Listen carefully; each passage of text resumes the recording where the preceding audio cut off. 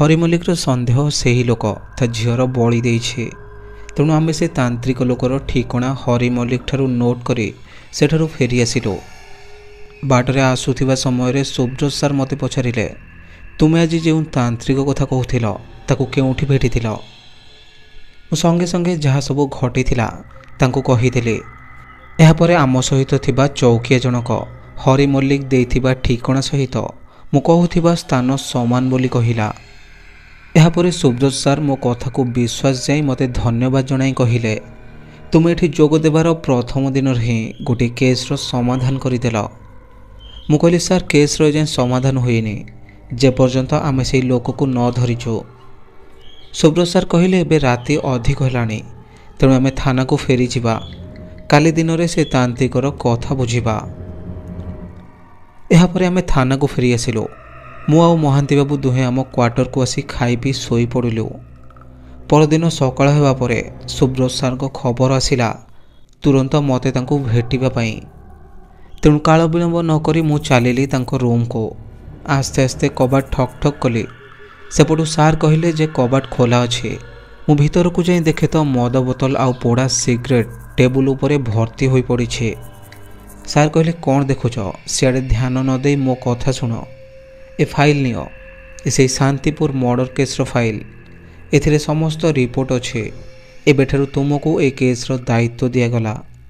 मोर विश्वास तुम ए केस को खूब शीघ्र फाइनाल करदेव।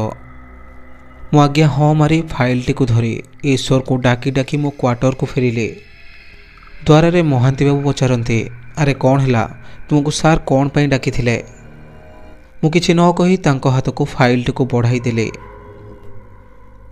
महांती बाबू उल्ट पाल्ट करी फाइल टी को देखिले। देखिलु तो बेसी फड़फड़ होनी बोली केते थर मना करिछे। जदि काली चुपचाप गाड़ी रे बसिकी जाई थांतो तेबे कौन ए केस्र दायित्व तुमको मिली थांता? नुआ एरिया को पुणी नुआ काम, आग को भी किछि अभिज्ञता नहीं। तुमर कौन हेबो एबे? कौन हेबो माने ए केस को ठीक से स्टडी करी तुरंत आसामी को गिरफ करिवे। तुमे अपेक्षा कर, महांती बाबू देखिबो मु कौन करुछे। एहा परे मु मोर नित्यकर्म सारी नॉर्मल ड्रेस रे चलिली शांतिपुर गाँ को। सेठारे पहुंची मु निज पुलिस परिचय न दे साधारण लोक हिसाब से किछि लोकों को भेटिले। आउ से तांत्रिक विषय रे तथ्य संग्रह करिले। किछि लोक तो ना शुणी भय मो पाखरु चली गले। आउ किछि लोक न शुणिला परी अभिनय कले। शेष जड़े बुढ़ा लोक ता विषय सबू कहब बोली कहला। आ कहला, ए स्थान उपयुक्त नुहे तुम पाई, तुम जीवन भी जाईपारे। से तांत्रिक को एते छोटिया भावनी। तुमे जी भी हुआ जदि ता विषय किछि जानिबा को इच्छा तेबे आस मो सहित मो घर को। मु चिंता कली आ बुढ़ा सहित ता घर को गले। ता सहित कथबार्तारू जानिले बुढ़ार केही नाहंते। तार खाइबा पीबा कथा बुझिबा पई ता झीर झीओ माने नातुणी को बुढ़ा निज पाखरे रखिथिला।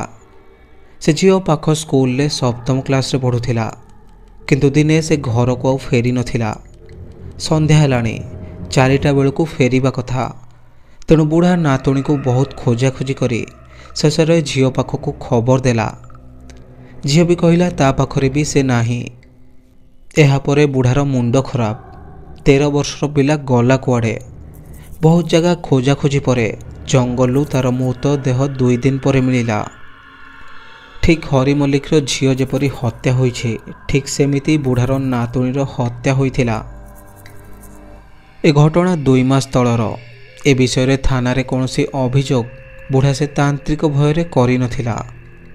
एहा परे मु बुढ़ा पाखरे मो बाइक रखी ठिकणा अनुसार से तांत्रिक निकट को बाहरी गली। जंगलिया रास्ता दे किछि किलोमीटर गला परे एक अंधारुआ गुंफा देखी सेठी अटकी गली। एइटा ही से तांत्रिकर बासस्थान होइथिबो। बुढ़ा लोकटी एहा ही कहूथिला आसिला बेले। तेणु ए गुंफा पाखरे रही बहुत डाकिले। किछि उत्तर न देबारु गुंफा मध्य को प्रवेश करी देखिले। किछि समय खोजा खोजी करी काहाकू न पाई सेठारु मु फेरी आसिली ओ मने मने स्थिर कली आज राति रे पुलिस टीम नहीं एठा को आसीबे। एहा परे थाना को फेरी आसिले। थाना रे पहुंची सुब्रत सार सहित आलोचना करे एक योजना प्रस्तुत करिलो। राति प्राय 11टा पाखापाखि हेब आमे पुलिस जीप सहित 6 जण उक्त तांत्रिक को धरिबा पई बाहरी गलो। पूर्व योजना अनुसार जीप सहित 2 जण रास्तार आउ 2 जण जंगल मझिरे रहिले एवं मु आउ महांती बाबू दुहे गुंफा निकट को चली चली बाहरी गलो। बहुत समय चलला परे महांती बाबू पचारुथांते, अरे से गुंफा आउ केते बाट रहिला? मु कहूथे आउ अल्प बाट ए बंकाणी पार हेले से गुंफाटी पड़िबो। पुणी महांती बाबू कहूथांते ए बंकाणी तो आमे बहुत थर पारी हेलुणी किंतु गुंफा कहीं? अनुभव करी कहली, अरे हाँ तो यही स्थान रे ही तो आमे घुरुछे, आगो को बढ़िबार कौन असुविधा हेउछे? हठात मो मनरे आसिला आज सकाळे बुढ़ा लोकटी से तांत्रिक विषय जहाँ कहूथिला सबु सत ही थिला। तांत्रिक निश्चित किछि माया करिछि जहा फल आमे आगो को न बढ़ी एठी गोटे जगार बुली चलीछु। महांती बाबू को कहली मझी जंगले थिबा से 2 जण लोकों को कॉल करी आम पाख को डाकिबा पई। महांती बाबू कॉल करिले किंतु कॉल कहीं रिसीव कलेनी।